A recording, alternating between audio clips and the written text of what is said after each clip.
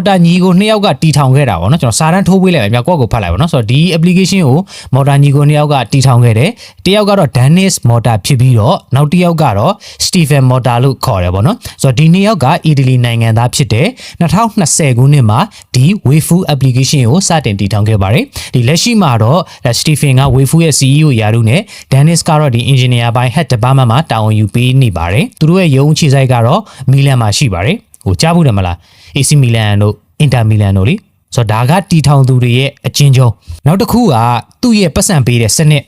ဒါ तू က creator တယောက်ကိုဘယ်လိုပတ်စံပေးတယ်လဲဆိုရင် तू က50-50ပေးတယ်ပေါ့နော်လက်ကုံနာနဲ့ပေးတယ်လက်ကုံနာနဲ့ပေးတယ်ရှင်းပြရတော့လစာပေးတယ်လို့ပဲပေါ့နော် तू ပေးတဲ့ပုံစံတော့50-50ပေးတယ်ကျွန်တော်တို့က YouTube တို့ TikTok တို့ Facebook တို့လိုမျိုးပါပဲသိပြီးတော့ तू မတာကိုယ်ကသူ့ဘာလို့ပဲပြောရမှာပေါ့နော်50ကိုသူတို့ဘက်ကယူတယ်ဒီဘက်က 50% ကိုခမြောက်ပေးတယ်ဒါပါပဲသူ့ရဲ့ပတ်စံပေးတဲ့ပုံစံတော့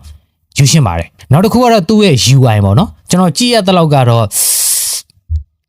တော်လေးကိုပေါ့နော်ဟိုတော်သားဆန်တဲ့ UI လို့ပဲကျွန်တော်မြင်ပါတယ်ဆိုတော့သူ့ရဲ့ပုံစံက Instagram လို TikTok လို Snapchat လိုနဲ့ပေါ့နော်တမျိုးတော့တမျိုးပဲဗျရိုးတော့ရိုးရှင်းတယ်ဒါပေမဲ့ကြည့်ရတာဘယ်လိုဖြစ်လဲဆိုတော့ကျွန်တော်တို့ဒီအခုမှ Photoshop စလုပ်တဲ့သူတွေလေးစာတန်းထိုးသူလိုမျိုးဖောင်ကြီးတွေကိုအထူဒီ stock အထူကြီးတွေပတ်တယ်လို့မျိုးကြီးအဲ့လိုမျိုးယွန်စရာကြီးပုံစံလို့တော့ကျွန်တော်တော့မြင်ပါတယ်ဆိုတော့နောက်ပိုင်းဒီ update version တွေဘာတွေမှာတွေထွက်လာမယ်ဆိုရင်တော့ဒီထက်ပိုပြီးတော့မိုက်တာမျိုးလည်းဖြစ်လာနိုင်တယ်ပေါ့နော်အခုလောလောဆယ်ကျွန်တော်မြင်ရတဲ့ UI ကတော့တကယ်ကိုပဲ